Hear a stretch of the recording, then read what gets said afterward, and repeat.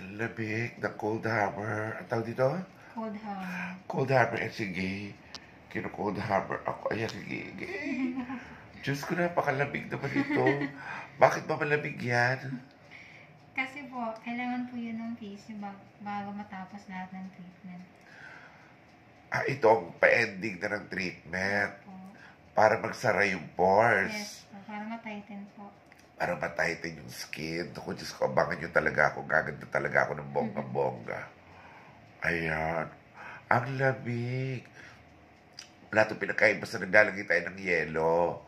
After, yung mga tradisyonal na, na nagpapaganda. Naglalagay ng yelo para mag-close daw yung mga pores. Hindi pasukin ang dumi. Eto na yung ngayon, Cold Harbor. Ayan, ang lamig-lamig. Only here at Skin Master Aesthetic. Kaya punta na kayo. Napaka-reasonable ng kanilang mga treatments. Ang ganda-ganda at ang dami-dami. At ang mabait ng staff. At ang husay.